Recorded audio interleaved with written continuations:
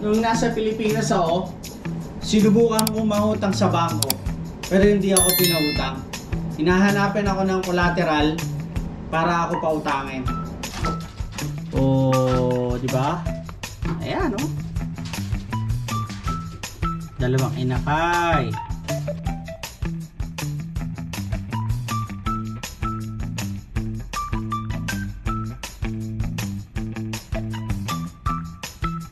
What's up mga boss? What's up mga boss? Check it. What's up mga boss? What's up mga Check it. boss?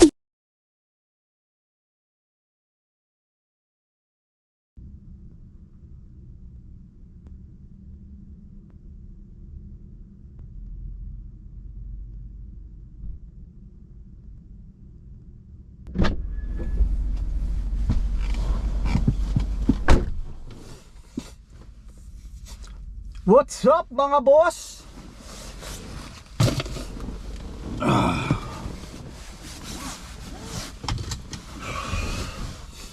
Uwi na tayo mga boss.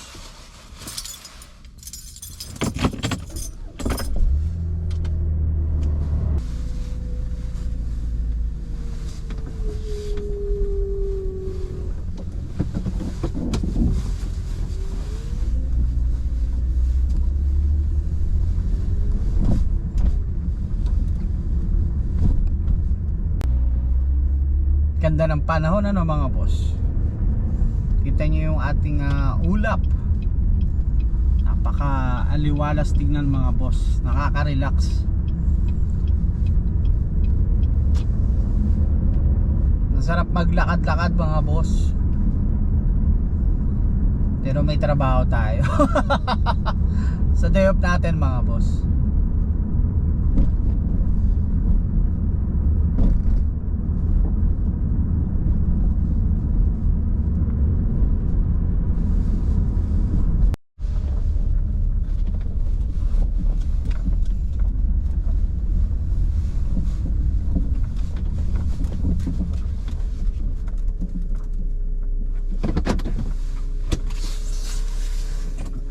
Bahay na tayo mga boss.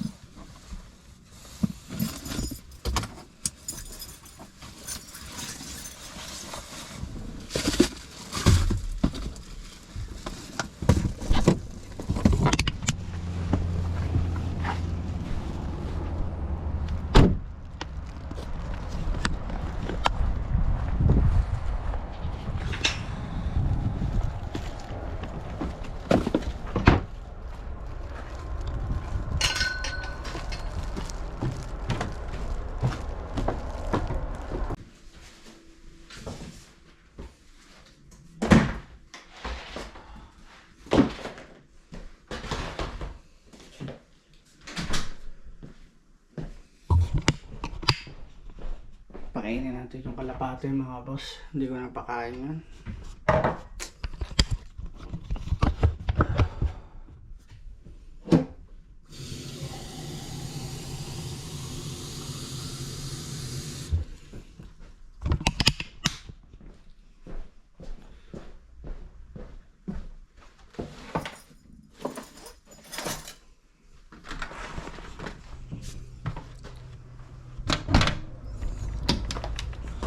Alam nyo ba mga boss, nung kinakain ko yung kalapati ko kahapon, pagtingin ko dun sa pugad, may dalawang inakay na mga boss. Napisa na pala. Papakita ko sa inyo ngayon mga boss. Kasi bago tayo pumasok, kung natatandaan nyo, sinundo ko yung ano ko mga boss. 4 na araw kaming nawala. Ibiniling ko yan kay Boss Eric mga boss. Isa naming baker na napakabait. At nakisuyo ako, pumayag naman siya. Pinakain niya yung kalapati ko ng 4 na araw. Pero hindi niya natitignan yung pugad. So hindi niya alam na kung napisa na. Kahapon nung dumating ako, pinakain ko siya, nakita ko mga boss, may dalawang inakay na, pisa na. Papakita ko sa inyo ngayon mga boss. Wait lang.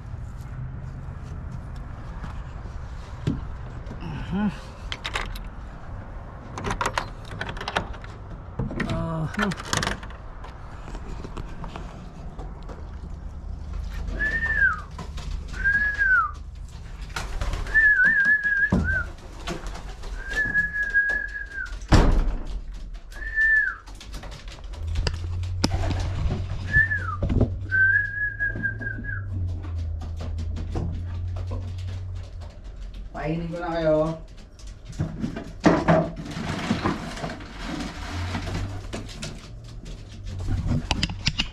Konti na lang yung patuka ko.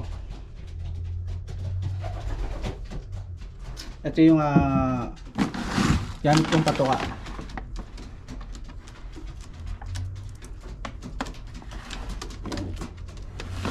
7 kilos.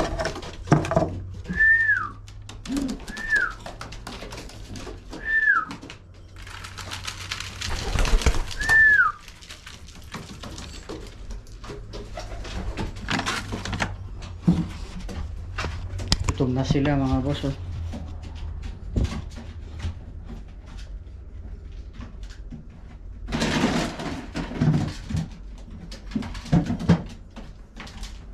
Tubig.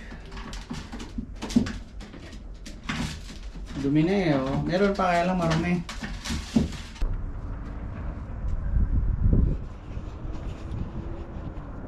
Let's go mga boss. Pasok na tayo sa loob.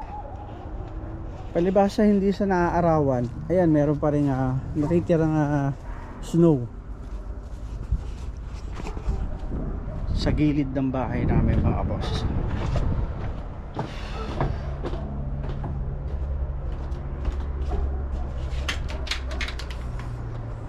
Nakapagsaing na yung binata ko eh.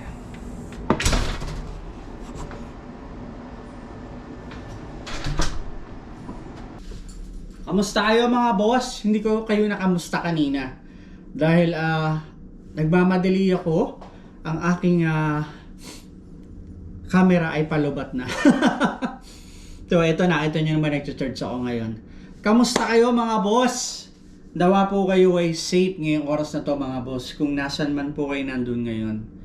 Ngayon po ay araw na ng Miyerkules dito sa amin sa Canada. At alas 2 ng hapon mga boss. Naatan nyo naman kanina nung pauwi ako. Ganda na sigat ng araw. Masarap maglakad-lakad.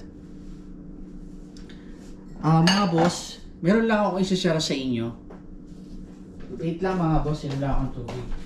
Galing kasi ako sa labas.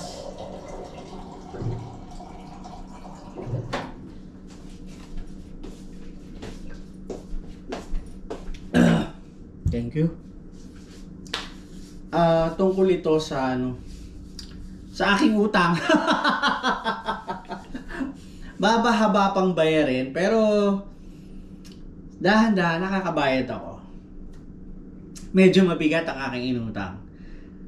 At sa kabila nun, kahit medyo malaki ang aking nautang dito sa bangko, nadugtungan ang buhay ng aking nanay. Diba? Kung nakasubaybay kayo sa vlog ko at napanood nyo yung mayabang na OFW, baon naman sa utang. Ayun mga boss, sinare ko sa inyo yun,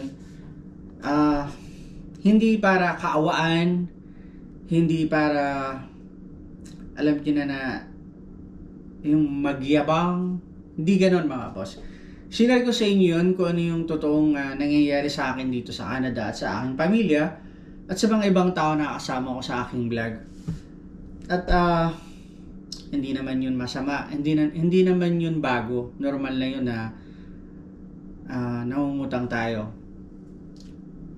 Naalala ko na Pilipinas, nung nagkasakit ang aking nanay, wala pa ako nasa Canada,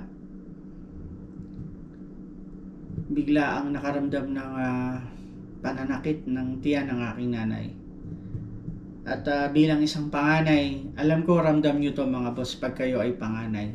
Yung pag kayo galing sa hirap, yung hirap ng buhay na kung ano yung nakikita nyo sa inyong mga magulang, nararamdaman nyo yung kasi kayo yung panganay. At Nung dinala ko sa ospital, sabi ko sa kanya, hindi kita madadala sa private kasi wala akong pera. Wala akong ganun kalaki pambayad sa private. At dinala ko sa public. Sa Laguna, kung saan ako pinanganak at nakatira. Sa Laguna ko siya dinala mga boss, sa JP Rizal. Ayan, shout out sa mga taga Alamba City, Laguna. Ayan, dyan ako ipinanganak. At ayun, dinala ko siya sa hospital, sa public. At nakiusap kami na pwedeng ma-admit siya kasi masakit na talaga yung tiyan niya, ganyan. At napapaluha na yung aking nanay. At ayun, sa awa naman Diyos, mababait talaga yung mga tao dyan sa JP Rizal Hospital, mga boss. At ayun, at sabi ko sa kanya na pasensya ka na, hindi kita madala sa private kasi wala akong perang ganun na at wala akong mahihiraman. At nung na-admit na siya, yun, syempre alam niyo na, kasunod doon meron agad gamot na bibili. So meron akong kaunting pera na itabi para maibili ng gamot. At mga ilang araw, alam ko na medyo sunod-sunod din yung gastos na syempre pag na-hospital ka, di ba? So gusto ko siyang madala sa private. Kasi sa public hospital medyo kulang sila dun sa mga, alam niyo na, sa mga high-tech na gamit para mabilis matrace kung ano talagang sakit, di ba? Sa private, kumpleto talaga. Kaya lang medyo may kamahalan talaga, mataas. Nag-try akong mangutang sa bangko. 1, 2 bangko, 3. Isa lang yung sinasabi nila sa akin. Humihingi sila nung parang collateral. Wala ako noon, mga boss. Wala kami sasakyan. At wala rin kami titulo ng lupa. Kasi yung tinitirigan ng bahay namin, parang rights lang yun meron kami. Pero walang titulo. Sa madaling salita, hindi ako nakautang. Kasi gusto ko sandalin sa private So, nabigo ako. Wala ako nautangan. Pero may mga tao naman na marunong talaga ang Diyos na tumulong sa amin. At mayroon pang isang nag-suggest na dalhin mo siya sa PGH sa Maynila. So, yun, nag-provide ulit ako. Dinala namin siya sa PGH. At doon siya sabi, pag hindi na kuha sa laser, operahan. So, at salamat naman sa Diyos at nakuha sa laser. So, maliit lang yung binayaran. Maliit daw. Pero hindi ganun kalaki na kasing halaga ng private na yung huling na pagtanong ako na hospital ay sa private. Tumihingi sila ng almost 200,000. Wala ako noon, mga boss. At ayun, madaling salita, gumaling yung nanay ko. So, gamot na lang yung iniintindi namin. Simula nun, tinatak ko sa sarili ko, sabi ko na na sana pag dumating yung time na mangyari ulit yun, dahil syempre matatanda na talaga yung mga parents natin. Kahit hindi ka mag-isip, mangyayari talaga. Kasi ang tao ngayon, pag patanda, may nararamdaman na di ba? Ako nga 40, may maintenance na, di ba? So yun. Ang hirap mangutang sa Pilipinas. Yun ang totoo. Hindi ka papautangin. Kahit lumuha ka na ata ng dugo, hindi ka papautangin. Kailangan ng collateral. Kailangan meron kang ipiprenda, may ipapakita ka, may documents kang dala-dala para makumbinsin mo sila na pautangin ka. Yun ang totoo, mga boss. Nakakalungkot kasi alam mo yun, ang nais mo lang naman ay madugsungan yung buhay ng nanay mo at emergency yun. pero hindi ganun kadali eh. Kaya nung nandito ako sa Canada at hindi inaasahan na nangyari ulit sa nanay ko, iba naman yung naging sakit niya. Sa maniwala kahit sa hindi, nung na-admit na ang nanay ko sa ospital, pinadala ko sa private. Doon ko na siya pinadala. Hindi sa pagmamayabang mga boss, hindi dahil nasa Canada ako. Dahil gusto ko talaga na sa private kasi kompleto eh. Gusto ko talaga na makita lahat kung ano ba talaga ang sakit ng aking nanay. At ayun, nung na-admit na siya, alam ko may babayaran. Malaki, syempre. Pumunta ako sa bangko dito. Wala pang ilang oras. Excuse me. Nai-transfer sa akin yung pera. Ganun kabilis mga boss. Ganun sila kabilis dito magpautang.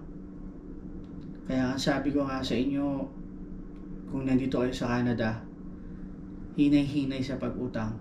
Lalo na kung hindi importante, kung hindi emergency. Kasi yan talaga ang magbabaon sa'yo. Yan ang totoo mga boss. At ayun nga, laking pasalamat ko. Malaking utang na loob ko dito sa Canada.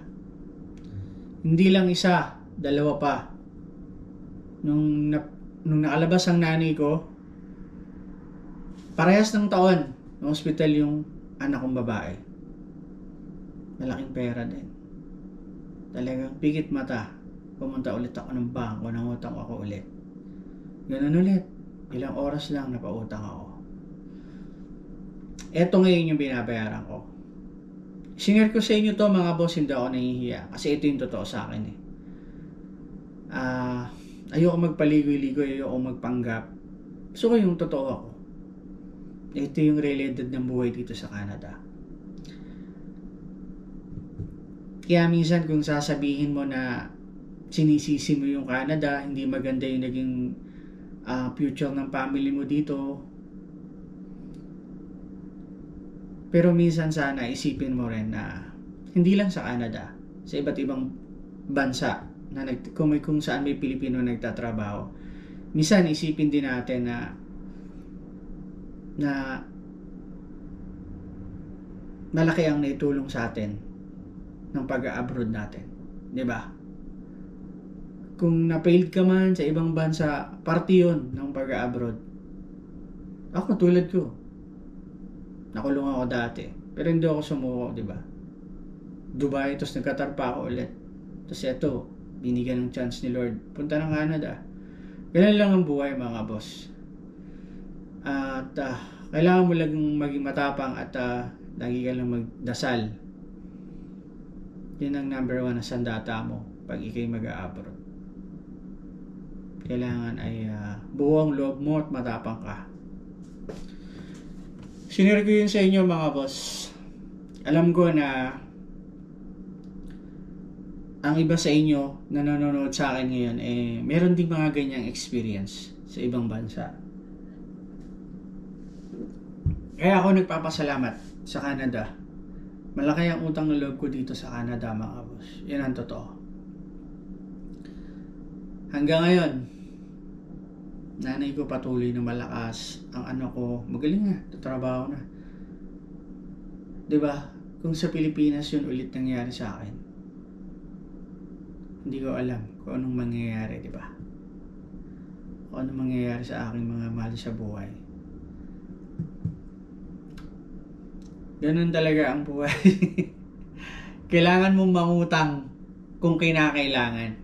Diba? Lalo na pagdating sa ganang sitwasyon.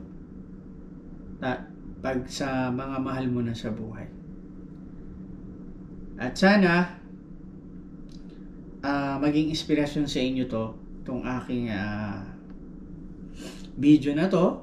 At alam ko marami na katulad ko rin nanonood sa akin ngayon na nakaka-relate sa aking storya. Yung totoong nangyari sa akin. Kaya maraming salamat sa inyo sa walang sawa niyong panonood sa akin sa J Pinoy TV. At sa mga nag-follow sa akin sa Facebook page ang J Pinoy TV at sa aking TikTok ang J Pinoy TV. Maraming salamat po sa inyo. Nauhaw ako. Medyo mainit na dito At medyo antok na ako kasi alas 5 ako ng madaling araw pumasok, 1:00 ng hapon lumabas ako. Tapos ngayon, alas 2 pa lang. So, gusto ko munang maidlip at may trabaho ulit ako mamaya sa 7-Eleven. Papasok naman ako ulit ng alas 4:30 hanggang alas 11 ulit ng gabi. So, ganun ang buhay dito sa Canada. Talagang kailangan masipag ka at lagi kang malakas. Kaya pag nasa ibang bansa ka, hindi lang sa Canada, kaya lagi ko nasasabi yung Canada kasi nandito ako sa Canada. Pero sa lahat ng bansa kung nasan ka man nagtatrabaho, napaka-importante na ingatan mo yung sarili mo. Pag may konting nararamdaman, uminom agad ng gamot. Diba? Kung medyo mabigat na yung nararamdaman, magpa-hospital agad, huwag ipagwalang bahala. Kasi doon nagsisimula, lumalala ng lumalala. Ako sa edad kong 40, nagma-maintenance na ako. Diba?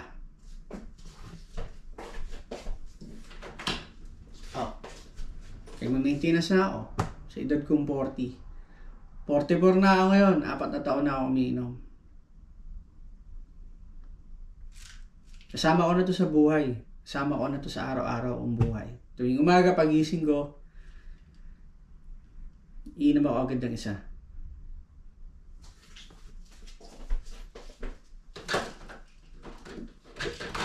Maraming salamat sa inyo mga boss sa walang sawa niyong panonood sa J Pinoy TV. At lagi kayong mag-iingat kahit saan man kayo nandun. Huwag kayong makakalimot magdasal mga boss. Maraming salamat po ulit sa inyo. At God bless po sa ating lahat mga boss. Paalam.